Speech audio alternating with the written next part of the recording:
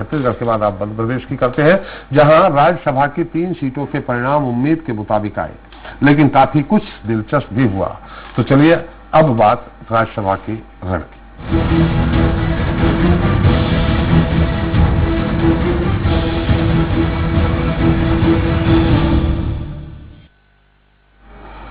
तो मध्य प्रदेश में आज राज्यसभा की 3 सीटों के लिए 2 दलों के 4 दिग्गजों के बीच रण हुआ। यूं तो प्रदेश से राज्यसभा जाने वालों की तस्वीर पहले से ही साफ थी, लेकिन फिर भी नतीजों का इंतजार था ताकि ये पता चल सके कि किसकी जीत ज्यादा दमदार रही। बीजेपी से उसके दोनों प्रत्याशियों ज्योतिरादित्य सिंधिया और सुमेर सिंह सोलंकी ने राज्यसभा का रण जीता। सिंधिया बीजेपी से पहले प्रत्याशी थे और उनके खाते में जरूरत से 4 ज्यादा यानी 56 वोट पड़े, जबकि बीजेपी से दूसरे उम्मीदवार के रूप में सुमेर सिंह सोलंकी को 55 वोट मिले। दूसरी ओर कांग्रेस के दिग्गज नेता और मध्य प्रदेश के पूर्व मुख्यमंत्री दिग्विजय सिंह ने राज्यसभा का रण जीता। पार्टी उनके लिए पहले ही 52 की जगह 54 वोट रिजर्व किए थे और ये रिजर्व सभी 54 वोट तो दिग्विजय सिंह के खाते में गए ही, साथ ही उन्हें 3 अतिरिक्त मत भी हासिल हो गए, जिसके साथ उन्हें चारों प्रत्याशियों में सबसे ज्यादा 57 मत हासिल हुए। वहीं फूल सिंह बरैया के लिए कांग्रेस जरूरी मतों की जुगाड़ नहीं कर पाई, उनके खाते में 36 वोट गए। ऐसे में राज्यसभा की रेस हार गए।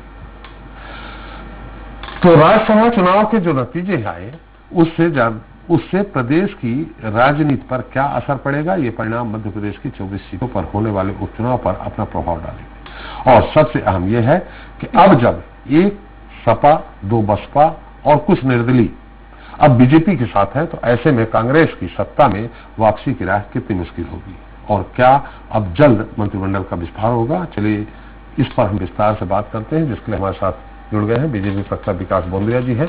विकास जी, आपका बहुत बहुत स्वागत है। कांग्रेस के पूर्व मंत्री राजा पटेरिया जी हैं, आपका स्वागत है। और वरिष्ठ पत्रकार रमेश शर्मा जी एक बार फिर हमारे साथ है। साथ ही हमारे संवाददाता हमारे साथ अरविंद चौहान भी हैं। अरविंद, कहां पे हैं इस वक्त आप और वहां क्या चल रहा है, बहुत संक्षेप में?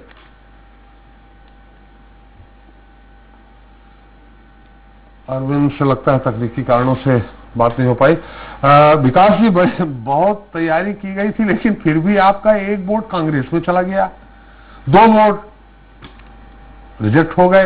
देखिए, तैयारी हमारे नहीं रिजेक्ट हो गया। कहीं अगर बॉर्डर पे होते तो लगता है खेल गड़बड़ा गया था।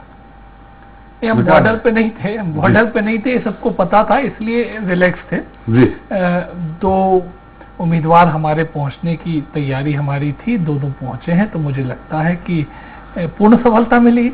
अरे तो ये आपके 1 वोट, ये तो व्हिप जारी किया था, फिर भी गड़बड़ कैसे हो गया? ये जरूर है, ये हमारी तरफ से नहीं, कांग्रेस का भी वोट रिजेक्ट हुआ है एक वहाँ पे। कौन सा?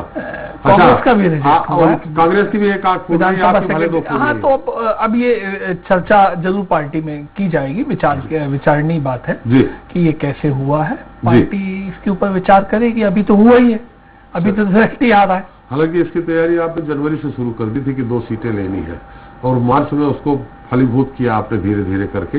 देखिए, अब विधानसभा के चुनाव जब हुए थे तब तो स्थिति ये थी कि कांग्रेस के 2 पहुंचने चाहिए थे, लेकिन 2 हमारे पहुंचे, तो मुझे लगता है कि ये तो लेकिन आपने तोड़ दिया। क्या तोड़ दिया? पार्टी तोड़ दी? नहीं, पार्टी हमने नहीं तोड़ दी, टूट गई उनकी। वो नरोत्तम जी ने कल कहा है ना कि दल बदल नहीं हुआ, दिल बदल कांग्रेस के कुछ विधायकों का हुआ। क्यों हुआ ये भलीभांति हम लोग जानते हैं, भलीभांति कई बार चर्चा कर चुके। राजा जी, दल बदल नहीं हुआ, दिल बदल हुआ है। दिल बदल में दल बदल विधेयक नहीं लागू होता।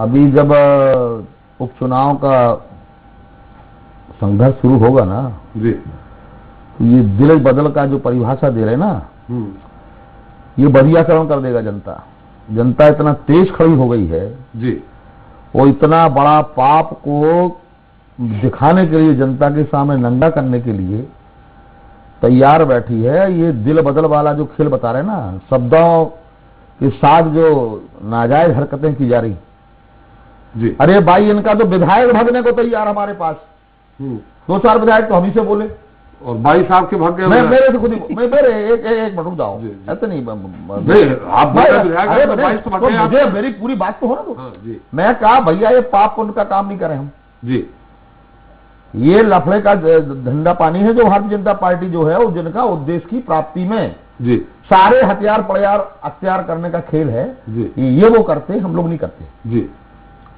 और उसका ही परिणाम है कि क्रॉस वोटिंग में इस तरफ भी वोट आ रहा। रात को कल नरोत्तम जी क्या बोल रहे और बाकी पूरा खेल क्या जमा रहा है कि दिग्विजय सिंह को वोट ना मिले। दिग्विजय सिंह के नाम से जो घबराहट फैलती है ना जनसंघी ताकतों में और प्रतिक्रियावादी शक्तियों में, उसका परिणाम है ये कि चारों तरफ से हमला करके घेर दो। परंतु निर्धारित वोट से जो ज्यादा संख्या हम लेके आ रहे हैं, ये हमारी तथ्यपरक लोकप्रियता है, ये हमारी गांधी नेहरूवादी लोहियावादी राजनीतियों का जमीनीकरण है। मतलब गोपीलाल जाटव का हृदय परिवर्तन हो गया क्या? अरे अभी तो तुम देखो तो कितना हृदय परिवर्तन करता। सबसे बड़ा हृदय परिवर्तन होना है जनता का जी। वो तेज गति से जब परिवर्तन करेगी ना भी, इनके सारे पाखंड के जो तंत्र हैं वो डूब जाएंगे। अच्छा, अब जनमानस एक बार फिर उसी हालत में आ गई है जो 20-25 साल पहले थी। जो अगर परिणाम आपके पक्ष में नहीं आए तो फिर ये मान लेंगे आपकी दल बदल ठीक हुआ। अरे मैं तो ये कह रहा हूं ना, मैं व्यक्तिगत तौर से उन लोगों में से हूं जो खुल के छाती ठोक के बोलता विरोधियों से जी कि आप विदाउट पोलिंग एजेंट चुनाव न लड़ लो जी।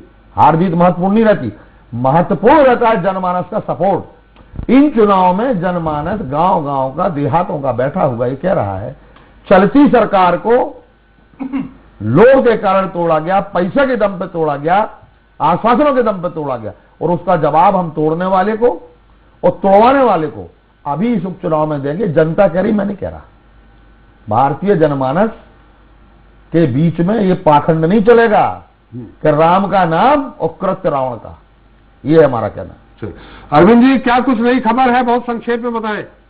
अभी एक नई अपडेट ये मिल रही है कि राजेश शुक्ला जो सपा विधायक हैं उन्हें पार्टी ने निष्कासित कर दिया है। समाजवादी पार्टी के ट्विटर हैंडल से उन्होंने जानकारी दी है, क्योंकि राजेश शुक्ला ने अभी आज भाजपा के पक्ष में मतदान किया था और जब उनसे यह पूछा गया था कि आपने मतदान क्यों किया और पार्टी की गाइडलाइन क्या है, तो पार्टी के गाइडलाइन के विरुद्ध जाकर उन्होंने मतदान किया। इसी के चलते उन्हें पार्टी ने निष्कासित कर दिया। और सूत्र यह भी बता रहे हैं कि कहीं ना कहीं सपा जो बसपा विधायक हैं संजीव सिंह, उनके ऊपर भी कई पार्टी की तरफ से कोई न कोई गाज गिरने की संभावना है, क्योंकि साफ तौर पर बसपा और सपा दोनों कांग्रेस के ये समर्थक माते तो राम भाई पे भी गिरेगी गाज। राम भाई ने भी कहा है कि हम भाजपा को वोट दिया है। जो गणित आ रहे हैं, आंकड़े आ रहे हैं, उसमें से जितने 4 निर्दलीय, 2 बसपा, 1 सपा जो कांग्रेस साथ थे, उसमें से एक भी कांग्रेस साथ नहीं गए। हाँ, अभी स्पष्ट जो अभी ट्विटर हैंडल से जो मामला सामने आया है वो राजेश शुक्ला को पार्टी से निष्कासित किया गया है और साफ तौर पर बसपा की जो दोनों विधायक हैं उन पर भी गाज गिरने की संभावना है जताई जा रही है। एक बात और यहाँ पर चबाड़ी निकलकर सामने आ रही है, जो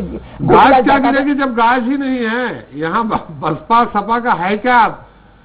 इस सवाल गाज गिराएंगे? कुछ ना कुछ तो है ही। उनका पहले कांग्रेस में जाना, फिर उनका पार्टी में जाना। उनका जो स्टेटमेंट आया था कि हम जो सरकार, क्योंकि उनका बड़ा हास्यास्पद बयान था जो कहीं ना कहीं जनता को भी अच्छा नहीं लगेगा। भाई इस समय विकास जी की पार्टी सबको समाहित कर रही है, इन दोनों को भी समाहित कर लेगी। लेकिन सवाल एक और ही है त्रिपाठी जी, गोपीलाल जाटव का जिस तरीके से वोट का क्रॉस वोटिंग होना, ये कहीं ना कहीं सवाल जरूर खड़े करता है, क्योंकि इतने वरिष्ठ विधायक हैं, उनसे बराबर 3 से 4 दिन से जो मॉक ड्रिल चल रहा था, कांग्रेस और भाजपा दोनों मॉक ड्रिल कर रही थी, अपने विधायकों को बकायदा समझा रही थी और बता रही थी कि कैसे वोटिंग होनी है, क्रॉस वोटिंग ना होनी जाए। इसके बावजूद भी 57 वोट दिग्विजय सिंह को मिलते हैं, तो कहीं ना कहीं कह सकते हैं कि क्रॉस वोटिंग हुई कैसे, मानसिकता दिल में क्या रही होगी, ये तो आने वाला समय तक। गोपीलाल यादव जी ने कुछ कहा क्या इसके बाद? नहीं, गोपीलाल यादव बिल्कुल सामने आए नहीं। जब हमने सवाल पूछने की कोशिश उनसे की तो उन्होंने कुछ नहीं कहा, हाथ जोड़ के निकल गए। तो कहीं ना कहीं कह सकते हैं शर्मिंदगी जरूर उन्हें रही होगी। अब उनके मन में क्या रहा है ये तो आने वाला समय तय करेगा। पार्टी उनके ऊपर क्या एक्शन लेती है, कि ये बड़ा कदम उन्होंने उठाया है जानबूझकर। क्रॉस वोटिंग होना और मतदान का निरस्त होना, ये दोनों में बेसिक फर्क होता है कि मतदान निरस्त हो जाए तो समझ में आता है गलती हुई है, लेकिन वो हमारी चीज हमारे सामने वाले के पास चली जाए तो कहीं ना कहीं ये माना जाता है कि कहीं ना कहीं हमारी इच्छा रही होगी। तो सवाल सबसे बड़ा, क्योंकि जो जुगल किशोर बांगड़ी है उनका मतदान निरस्त हुआ है। हमारे और ये प्रवक्ता बैठे हुए साथी ने पता भी होगा, क्योंकि हम बराबर सुबह से कवरेज वहीं पे कर रहे थे। जुगल किशोर बांगड़ी का मतदान निरस्त हुआ है, लेकिन जो गोपीलाल जाटव है काफी वरिष्ठ विधायक है, कई बार के विधायक है, कई बार उन्होंने विधानसभा में राज्यसभा के लिए मतदान किया, उन्हें अच्छे से पता है कि मतदान कैसे किया जाता है, उसकी गाइडलाइन क्या है। और इसके बाद भी बराबर दोनों पार्टियां, चाहे वो खाने के बहाने हो, चाहे वो निश्चित तौर पर बात सही है। जुगल किशोर बांगड़ी भी कई बार राज्यसभा के लिए वोट दे चुके हैं, मंत्री रहे हैं सरकार में। जी रमेश जी, क्या लगता है? ये तो थोड़ा सा, हालांकि परिणाम में कोई अंतर नहीं आया, लेकिन अनुशासन में कहीं अंतर आया।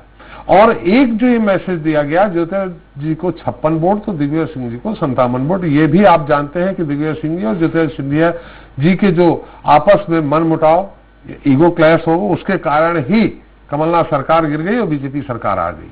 तो एक ही मैसेज गया 57 और 56 का। भाई ये तो गलत आरोप लगा रहे हैं आप। एक मैं रमेश से पूछ रहा हूँ, आपसे आप जब पूछूंगा तो बता दीजिए। स्वाभाविक रूप से यहाँ दो बात है जी कि एक तो जो परिणाम की कल्पना थी, लगभग परिणाम वही आया। जी। 3 एक कांग्रेस हाँ। के पास सीट जाना थी, 2 भाजपा के पास जाना थी, वो आए। वोटों में मामूली अंतर आया है। हाँ। मोटे तौर पर कांग्रेस ने 54 वोट तय किए थे दिग्विजय सिंह जी को और 38 वोट तय किए थे बरैया जी को। जी। उसमें 2 वोट का फर्क आया है। टोटल वोट अगर आप देखेंगे तो भाजपा को, लेकिन 57 मिल गए दिग्विजय सिंह हाँ, जी को, 3 ज्यादा बढ़ गए, 3 वोट का फर्क आया। 3 वोट बढ़ गए उनके। हाँ, वही तो कह रहा हूँ मैं। जी। भाई 54 मिलना थे, 54 के बजाय उनको 57 मिले। जी। 3 वोट उनको जो बढ़े हैं, तो उसमें से 2 वोट तो बरैया वाले गए हैं, जी। 1 वोट उनको एक्स्ट्रा मिला है जो भाजपा से गया है। जी। तो स्वाभाविक रूप से ये एक अंतर आया है और ये पार्टियों को अब इस पर विचार करने की दोनों को जरूरत है। कांग्रेस को भी इस बात पे विचार करने की जरूरत है। जब 54 थे तो कांग्रेस के भी 2 विधायकों ने क्यों बरैया के बजाय उनको वोट दिए, और भाजपा के लिए तो एक बड़ा सवाल है ही कि उनका 1 वोट कम हुआ। दूसरा, लेकिन अगर दूसरी ढंग से देखेंगे, भाजपा की अपनी स्ट्रेंथ जो है वो 107 है। उसके बावजूद भी अगर उनके 2 वोट हम निरस्त करने को भी जोड़ लें तो उनको 113 वोट मिलते हैं।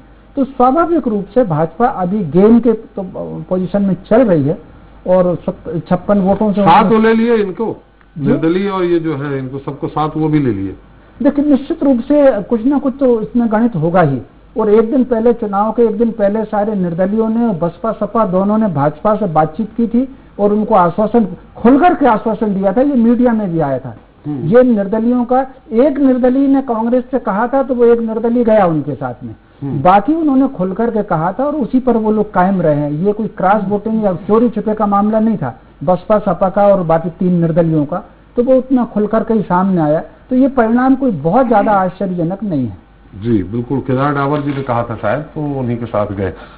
जी विकास जी। जी जी, फिर से अब क्या तैयारी है आगे? उपचुनाव की तैयारी है जी।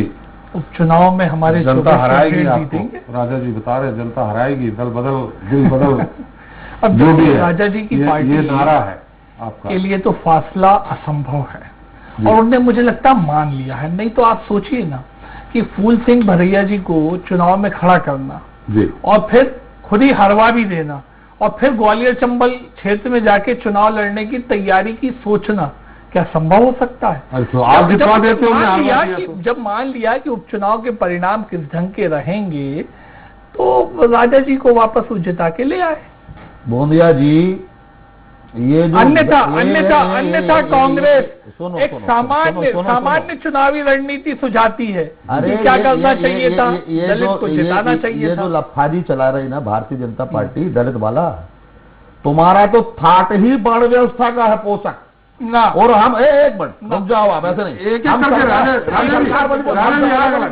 पहले उनकी बात, दलित एजेंडा को लाके दलितों के पक्ष में खड़े होके, माइनॉरिटी के पक्ष में खड़े होके, वीकर सेक्शन के पक्ष में खड़े होकर दिग्विजय सिंह जी ने इस प्रदेश के अंदर अपने जीवन का जो ऐतिहासिक काम किया है, उसको कहां आप दलित इस पुछल्ली के कोले के दौड़ रहे? ये पार्टी ने डिसाइड किया और विधायकों के बीच में, नहीं तो पार्टी चौमन मिलने, परंतु ये कहना दलित, अरे आप दलित प्रेमी नहीं, आप बड़ व्यवस्था पोषक हो, अपना आरएसएस का था। मैं इससे तो इनकार करता हूँ, खंडन करता हूँ, स्पष्ट खंडन करता हूँ। आप पूर्ण देखिए, दिग्विजय सिंह जी कांग्रेस के बड़े नेता हैं, मानते हैं कांग्रेस वाले। इतना दबाव है कि सरकार चली गई, वो भी कांग्रेस ने मान लिया। कौन ने माना? कांग्रेस ने। सरकार दिग्विजय सिंह के कारण चली गई।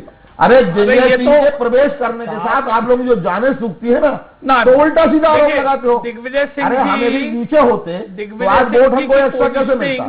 दिग्विजय सिंह जी की निकलते हैं तो मुझे लगता है तो आपकी जाने क्यों सूखती हैं? देखिए दिग्विजय सिंह जी की जो पोजीशनिंग होती है, जिस ढंग से आपके 10 नेता और हमारा अकेला नेता कंफर्टेबल जोन में पहुंचते हैं। राज्यसभा की बात हो जाए, राज्यसभा की बात हो जाए, वो राज्यसभा ही कर लो ना भाई। राजा जी सवाल ये राज्यसभा ही कर लो। जो तय हुआ, मॉक ड्रिल हुई कि चौमन उनको देंगे, 38 बरैया को मिलेंगे 38 तो मिलने थे, 2 और कैसे कट गए? उसकी जांच हम भी करेंगे, हम भी पार्टी के अंदर बातचीत करेंगे। ये भी तो अभी आप भी कह रहे ना जी, ये भी अरे हमारे आदमी ने तुम्हारे आदमी को तो नहीं दे दिया वोट जी। और जो आपके और आपकी इतनी महान लोकप्रियता है, आपका 10 नेता, हमारा अकेला दिग्विजय सिंह नेता। चलिए उधर बात न करें। आपके निर्दलीय जो मंत्री थे, जिनको आपने मंत्री बना के रखा, कांग्रेस की ही विचारधारा वाले थे। इसमें ज्यादातर निर्दलीय, एक आध को छोड़ दो, सब कांग्रेस विचारधारा वाले थे। आपने यही कह के समर्थन लिया था, क्यों निर्दलीय हो गए? वो सब एकदम से आपको छोड़ गए। ओ भैया देख यार दोस्त, विचारधारा की ज्यादा बात ना करो जी। येदियुरप्पा को करप्शन में निकाला, फिर पार्टी के अंदर ला लिया। विचारधारा की बातें, आज भारतीय जनता पार्टी का जो राजनीतिक चरित्र का अवमूल्यन हुआ है इस देश में, इसलिए इतना भी तो नहीं हुआ। ये सातों इसलिए चले गए उधर। हमारे यहां भी हुआ जी, परंतु ये दौर सत्ता के बैठे हुए लोगों ने लगाया। और ये जिंदा प्रमाण है जी कि 22 आदमियों को खरीद कर हमारे बीच के लोगों को लोग देके, प्रलोभन देके जो सरकार चलती गिराई, और जो किसानों के ऊपर, किसानों की सरकार को गिराई, उसका प्रतिफल देख लेना त्रिपाठी जी। अभी देख लेना। मैं प्रतिप्रश्न कर लेता हूं पटेरिया साहब से। जी साहब, आप हमारे 2 विधायकों को लेके बिठा के साथ में तत्कालीन मुख्यमंत्री कमलनाथ जी प्रेस कॉन्फ्रेंस कर रहे थे, उसमें उन्हें साफ गोई दिखती है। और इनके विधायक कांग्रेस की सरकार से त्रस्त होके दूसरी राजनीतिक धारा में चले जाते हैं कि प्रदेश का लाभ हो, उनके क्षेत्र की जनता का लाभ हो, तो इन्हें ऐतराज होता है, इन्हें खरीद फरोख्त लगती है। नहीं तो दो विधायकों के साथ में प्रेस कॉन्फ्रेंस करना और फिर उसके बाद में बातें करना, वो पार्टी, वो जो दूसरे आदिवासी, कोई कालापन नहीं दिखा। उनका मूल कांग्रेस से रहा, उनका मूल कांग्रेस से रहा। मूल क्या था? मूल कांग्रेस से रहा। देखिए, वो आए, कमलनाथ जी ने बैठा है। मूल तो संजय पाठक भी है भैया। कौन सा? क्या है? मूल तो संजय पाठक भी है। आ जाएंगे तो भैया स्वीकार कर लेंगे हमारा जो मूल होगा। तुम्हारा मूल बता दो कौन है? हिंदुस्तान में तो तुम्हारा तो मूल ही नहीं था भैया। लेकिन क्यों विखंडित होती चली? अरे यार, आप 52 की पार्लियामेंट उठा लो सीट।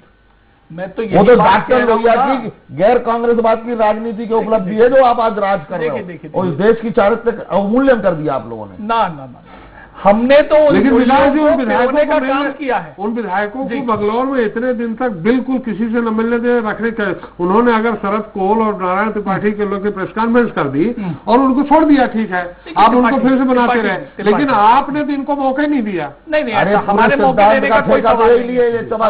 मौका देने या न देने का कोई सवाल नहीं है। वो विधायकगण इस्तीफा दे चुके थे, वे स्वतंत्र थे, तब तक तो उन्होंने भारतीय जनता पार्टी की सदस्यता भी नहीं ली थी। लेकिन मैं बता रहा हूं कि हर व्यक्ति का अपना दुराव करने का भी तौर तरीका हो सकता है। वो नहीं मिलने चाहते थे किसी ढंग के तीसरे व्यक्ति के प्रेशर को, पारिवारिक प्रेशर्स को नहीं अटेंड करना चाहते थे, इसलिए वो मिलने से इनकार करते रहे। उसमें भारतीय जनता पार्टी कहां से बीच में आ गई? वो तो भारतीय जनता पार्टी नहीं, सभी सावित्री हो या नहीं हो, रुद्राक्ष माला हमने नहीं चाल रहा है, शब्द। लेकिन जनता के लिए बेहतर परफॉर्म करने की इच्छा जरूर हम में बलवती है और हम उसी राह पे चल रहे हैं। चलिए, राजनीति अपनी जगह है। रमेश जी की टिप्पणी इसमें जरूरी हो गई। रमेश जी, हालांकि आपको भी मालूम होगा, आप राजनीति कहां तक है, अंदर तक, और खासकर बीजेपी की आप अंदर तक जानते हैं। हमें लग रहा है ये जनवरी से ही इसकी कथा लिखी जाने लगी थी कि कैसे टूटेंगे, क्या टूटेंगे। सिंधिया जी चुनाव हारे, सिंधिया जी के चुनाव हारने के बाद सिंधिया जी संपर्क में आते रहे, राज परिवार गायकवाड़ के थ्रू संपर्क में आते रहे। ये सब होते हुए भी कमलनाथ जी सक्रिय क्यों नहीं हुए, कमलनाथ जी सावधान क्यों नहीं हुए? ये बड़ा सवाल यहाँ उठता है। देखिए त्रिपाठी जी, आप किसी को यकीन हो या ना हो, ये सरकार जैसे ही अस्तित्व में आई थी उसके 3 महीने से इस सरकार के गिरने की चर्चाएं चलने लगी थी, और मई में के पहले दिन से ही निश्चित रूप से, और मई में एक स्थिति ऐसी बन गई थी कि कुछ विधायकों ने, जो मुझे सूचना मिली है, भगवान जाने उसमें सत्य क्या है, कुछ विधायकों ने बाकायदा भारतीय जनता पार्टी से प्रदेश में और दिल्ली में संपर्क किया, और वो 3 अलग अलग होटलों में ठहरे हुए थे। लेकिन क्योंकि कांग्रेस उन दिनों लोकसभा का चुनाव चल रहे थे, तो भाजपा हाईकमान ने ऐसा सुनने में आया है कि ये संकेत दिया प्रदेश के नेताओं को कि अभी चूंकि इसका मैसेज खराब जाएगा, लोकसभा के चुनाव के बाद देखेंगे। वो फिर बड़ी तरकीब से जिन 2 मंत्रियों के या पूर्व मंत्रियों के उन समय नाम चर्चा में आए थे, उसमें नरोत्तम मिश्रा का था और रामपाल जी का था। इन लोगों ने मैनेज उनको करके और फिर सबको अपने अपने घर पहुंचा दिया था। ये चर्चा में सुनने में आया था, भगवान जाने उसमें सत्य क्या है। फिर आगे चल करके जैसे ही लोकसभा के चुनाव खत्म हुए और दिल्ली में जो विधेयक आना शुरू हुए और उसके बाद फिर ये चर्चा तेज हुई, और कम से कम इसमें 1 महीने का वक्त तो बातचीत में, विचार में जरूर लगा होगा, और उसके बाद ये स्थिति निर्मित होकर के आई फरवरी के लास्ट में। तो दिसंबर लास्ट से ये प्रक्रिया शुरू हुई, 1 महीने बाकायदा सब चीजों पर चिंता लगा। और फिर मुझे जहां तक खबर है, भगवान जाने इसमें भी कितनी सच्चता है कि नहीं है, एक समय ज्योतिरादित्य जी ने भाजपा से मांगा कि हमने अंतिम बार एक बार मुलाकात करना चाहते थे, वो शायद राहुल गांधी जी से या सोनिया जी से, जिस किसी से भी, तो वो मुलाकात का उनको समय नहीं आया। ये तो वेट किया। ये जो कहा गया, राहुल जी ने उस पर कहा भी कि एक ही आदमी है जो 10 जनपद में कभी आ सकता है, जा सकता है। हाँ, ये कहा उन्होंने, ये मैंने सुना है। तो उनको समय मांगने, जब तक ये पटकथा लिख चुकी थी, पूरा पर्दा उठ चुका था, तब ये बात आई है। लेकिन ये प्रक्रिया पहले से चलती रही। अब हो सकता है ये बात मतलब गासिप के रूप में ही सामने आ गई हो, तो करीब उसमें 10 से 12 दिन 15 दिन ज्योतिरादित्य ने वो समय भी, हो सकता है उन्होंने सोचने का समय लिया हो और ये कहा हो कि अभी मैं मुलाकात का समय, जो भी कुछ के पीछे, लेकिन उसमें गैप आया है। और गैप के बाद जो है अंत में फिर एक दिन रात को जो मुलाकात हुई, और उसके बाद जो है सारी की सारी चीज उसमें सामने आकर के सारी की सारी चीज चली रही। तो कुल मिलाकर के जब ये कमलनाथ जी की सरकार आई थी, तब से लगातार ये डगमग डगमग डगमग डगमग चलने लगी थी। और जो कांग्रेस के खुद के वरिष्ठ विधायकों के बयान आते रहे, उन बयानों से भी बराबर चलती रही। मंत्रियों ने खुल करके बोला, एक दूसरे के खिलाफ बोला, तो ये सारी चीजें पहले दिन से चलती रही। कहीं ना कहीं अनुशासन पर या अपनी पार्टी के भाव, विधायकों के भाव को समझने की थोड़ी सी कांग्रेस को कोशिश करनी चाहिए थी, जो उन्होंने उस वक्त नहीं समझी। राजा जी से पूछ लेते हैं, राजा जी क्यों नहीं सोच पाए? अभी तो रमेश जी जो कह रहे हैं कि राहुल जी ने जो कहा वो गासिप के रूप में भी आ सकती है। हमारी पार्टी के अभी तक आपने अध्यक्ष क्यों लगा लिया? हाँ, अभी कोई न खांसी हुई न छींक हुई, अभी तक अभी आपको ही तो खांसी आई थी। अच्छा, उसको पूरा लगा लीजिए फिर। तो वो राहुल जी हमारी पार्टी के नेता हैं और उनका निजी ताल्लुकात भी सिंधिया जी से बहुत अच्छे रहे जी। जब उनने बोला कि उनको टाइम का सवाल ही नहीं रहता, वो कभी मिल लेते, तो यहां से अंदाजा लगा रहे हैं कि सिंधिया जी मन पहले बना चुके होंगे। हाँ, तो बना ही चुके होंगे। वो बता तो रहे कि दिसंबर से पूरी इबारत लिखी जाने लगी। अब सिंधिया जी जब वहां चले गए हैं, तब उनको आज समझ में आ रहा होगा कि जहां हम थे वहां हमारी क्या हैसियत और क्या सम्मान और क्या रुतबा था। अब जहां हम पहुंचे हैं वहां क्या सम्मान और क्या रुतबा है। जब सिंधिया जी आते थे तो प्रदेश का, देश के सारे बड़े से बड़े नेता उनको 3 पीढ़ी वाला सम्मान देते थे। आज तो साहब पोस्टरों से, फ्लैक्सों से भी उनकी फोटो गायब हैं। ये हालत कर दी। और जनता पार्टी का जहां तक सवाल है, वहां पर एक चालुकानुवर्ती व्यवस्था है। किसकी व्यवस्था? एक चालुकानुवर्ती। हाँ। उनके थाट के अंदर जो समाएगा, नहीं तो यूज करके थ्रो। बहुत सारे बड़े बड़े लोगों को किया गया इस देश में। सौभाग्य मानिए सरकार वही चला रहे अब देश में। कौन? आप नेता प्रतिपक्ष नहीं बना पा रहे लोग। किनको? Use and throw. किनको? अरे है? आप नेता प्रतिपक्ष बनाएंगे, कहीं हमारे अंदर कमजोरियां नहीं होंगी इसलिए हम यहाँ आए, वो हम दूर कर लेंगे। अभी बात उनकी कर रहे हो आप। हाँ। उनको आज ये एहसास हो गया और उनके चेहरे पे झलकता है कि उनने जो निर्णय लिया है वो उनके जीवन का सबसे बड़ा आत्मघाती निर्णय है। इसीलिए कोरोना भी हो गया उनको। अब वो कोरोना तो आपको हो जाए, हमें हो जाए, कोई पता नहीं। आपने खांस दिया तो हो सकता है हो जाए। नहीं, हो जाए तो हो जाए। आप उनका चेहरा कहाँ देख लिए पास में जाकर? अरे टीवी पे 2500 चीजों में दिखा है भैया। मैं जो पटेरिया जी ने बातें सब बोली जी, कांग्रेस की दृष्टि से उन्होंने निंदात्मक तरीके में बोली, लेकिन मुझे तो लगता है कि भारतीय जनता पार्टी को पूरा सम्मान दे रहे हैं पटेरिया जी। भाई थॉटफुल पार्टी है, विचारधारा के साथ चलने वाली पार्टी है, ये तो हमारी उपलब्धता है। अरे आपने कहा ठाड़ है जो दुनिया में चलता है। आपके पास आपने तो हमारी चर्चा करी, मैं आपके ऊपर टिप्पणी नहीं करूंगा। आपने जो हमारे पार्टी पे टिप्पणी करी उसका जवाब रख रहा हूँ। उसका जवाब भी क्या रख रहा हूं, उसको एक्सप्लेन और कर रहा हूं। अगर वैचारिक पार्टी है, उसमें जो विचार से सहमत होते हैं, पार्टी उन्हें निरंतर काम के माध्यम से बढ़ाती रहती है, तो क्या गड़बड़ है साहब? और भारतीय जनता पार्टी में कार्यकर्ता निर्माण और कार्यकर्ता को कामकाज से लाते रहना, पिरोते रहना, बेहतर कार्यकर्ता बनाते रहना, इसमें भी क्या दिक्कत है? तीसरी बात, व्यक्तिवादी पार्टी नहीं है, व्यक्तिवादी पार्टी तो है ही नहीं है। अरे 2 आदमियों को छोड़ के कोई नहीं है, भारत सरकार की कैबिनेट के मंत्री का नाम नहीं मालूम यार। नहीं, सब कैबिनेट है, सब व्यवस्थित है, सब व्यवस्थित। मैं यही तो कह रहा हूँ, व्यक्तिवादी चेहरे की जरूरत क्या है? नेतृत्व आप ही चाहिए, चला रहे हो। नेतृत्व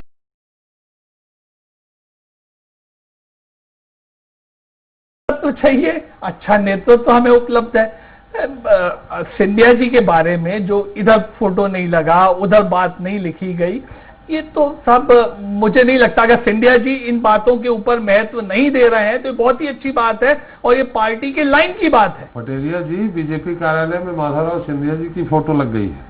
अरे मैं तो कह रहा हूँ वो माधवराव सिंधिया जी, अरे मैं ये कह रहा हूँ, जब पटेल की लगा सकते हैं, गांधी की लगा सकते हैं, तो वो तो किसी, क्योंकि उनकी हिस्ट्री खुद की कुछ नहीं है, तो जितने शास्त्री की तारीफ कर रहे हैं। अरे मैं माधवराव सिंधिया जी की बात कर रहा हूँ। तो कह रहा माधवराव अभी लगा लेंगे वो ज्योतिरादित्य के आर्यन सिंधिया की, और जिस उद्देश्य की प्राप्ति में किसी भी किस्म के रास्ते को अख्तियार करना उनका धर्मशास्त्र बोलता है, उनकी रणनीति बोलती है, जो हिटलर बोलता था, जो मुसोलिनी बोलता था। रमेश जी, चलते चलते अब क्या मंत्रिमंडल का विस्तार हम पहले बहुत तेजी से हो रहा था कि अब हो गया, बहुत छोटा सा मंत्रिमंडल 4-5 लोगों को लेके शिवराज जी संघर्ष कर रहे हैं। क्या लगता है अब आपको जल्दी हो जाएगा? राज्यसभा के लिए रुका था। हाँ, अब ये क्योंकि जो चल रहा था, तो मुझे लग रहा है कि भाजपा ने राज्यसभा के चुनाव के कारण ही इसको टाला, क्रॉस वोटिंग न हो जाए। और अब मुझे उम्मीद लग रही है कि जैसे ही राज्यपाल महोदय स्वस्थ होकर के आएंगे लखनऊ से, मंत्रिमंडल का विस्तार पहली फुर्सत में किया जाएगा, ऐसा लगता है। क्योंकि बहुत संभव ये है कि मंत्री की बनने की अपेक्षा के लिए तो बहुत लोग हैं, लेकिन स्थान कम है, तो उस नाते 10 सिंधिया जी लिए जा रहे हैं। सिंधिया जी के तो चूंकि अब तय है, तो उनके 8 और लोग आने हैं, ऐसा सुनने में आया है जी। और बाकी सब तो सारा जो इस बार जो सारा घमासान है वो भाजपा के भीतर ही है। अब विकास जी उसको कैसा बता पाएंगे, ऐसा सुनने में आया तो सारा घमासान भाजपा के भीतर है। नहीं, घमासान की बात नहीं, विकास जी इसमें बिल्कुल सामंजस्य बिठाने का हमें मादा है, सामंजस्य बिठा के काम करेंगे। देखिए, पार्टी छोटी थी, इतनी फैलती गई, विस्तारित होती गई, तो कहीं सामंजस्य बड़ा दबाव विकास जी इस बात का है जी, जो नए लोगों को ले, जो पुराने हैं क्या उनकी बकौती है, नए लोगों को ले ये दबाव आ रहा है। हालांकि रमेश जी जो आप कहेंगे उसी को विकास जी कहेंगे, पढ़ा हुआ माना जाए तो अलग से मोटे तौर पर नए चेहरे उसमें ज्यादा आएंगे, और जो थोड़ी सी संभावना थी वो कोरोना के कारण और खत्म हो गई। 65 से ऊपर वाले लोगों की 1-2 आ जाए, यही बहुत है। चलिए, समय भी समाप्त हो रहा है। बहुत अरविंद, कुछ बहुत संक्षेप में कुछ और नई जानकारी हो तो बताइए, नहीं तो धन्यवाद कर दीजिए। ये निश्चित तौर पर कहेंगे, सब तीनों जो निर्वाचित हुए हैं उनके लिए शुभकामनाओं के साथ यही है कि बस भाजपा पर जो इन लोगों ने भाजपा को समर्थन किया है, इनकी बस जानकारी आनी बाकी है। क्योंकि जो सूत्र निकल कर आ रहे हैं वो ये है कि कहीं ना कहीं भाजपा भी जो सुप्रीमो मायावती हैं वो बड़ी कार्रवाई इन पे करने के लिए तैयार है। और क्योंकि अभी कुछ ही देर पहले मतदान हुआ है, कुछ न कुछ कार्रवाई इन पे संभावित हो सकती है जी। चलिए, अब क्या बसपा सुप्रीमो 2 के 2 चले गए तो पूरी दल बदल नहीं लगना नहीं है, सपा में अकेले उसमें दल बदल लगना नहीं है।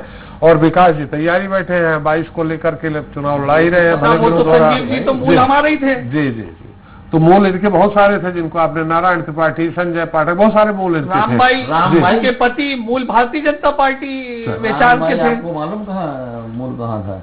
चलिए, छोड़िए, हो गया। जब जिला पंचायत में अध्यक्ष बने थे उनके पति, उसके पहले का बताओ। चलिए, बहुत बहुत धन्यवाद, मेरा समय समाप्त हो गया। राजा जी बहुत बहुत धन्यवाद, विकास जी आपका, रमेश जी आपका, अरविंद आपका भी। तो मध्य प्रदेश से बीजेपी के ज्योतिरादित्य सिंधिया और सुमेर सिंह सोलंकी राज्यसभा जाएंगे, वहीं कांग्रेस में फूल सिंह बरैया को निराशा हाथ लगी है, जबकि दिग्विजय सिंह विजयी हुए हैं। हालांकि राज्यसभा में इस रण में कांग्रेस के साथ ही बीजेपी को झटका भी लगा है, क्योंकि उसके 2 विधायकों के वोट रद्द हुए हैं। अभी तक जो जानकारी है उसके मुताबिक बीजेपी के एक विधायक ने क्रॉस वोटिंग भी की है। गुना से बीजेपी विधायक गोपीलाल जाटव का कहना है कि उनसे गलती से क्रॉस वोटिंग हो गई है। खैर, ये गलती है या जानकारी की गई गलती, ये बात आने वाले समय में साफ हो जाएगी। लेकिन आज बड़ी खबर यही है कि राज्यसभा के रण में बीजेपी कांग्रेस पर भारी पड़ी है। इसी के साथ जनता पार्टी की व्यवस्था है, फिर हाजिर होंगे नए मुद्दे नए सवाल के साथ। नमस्कार।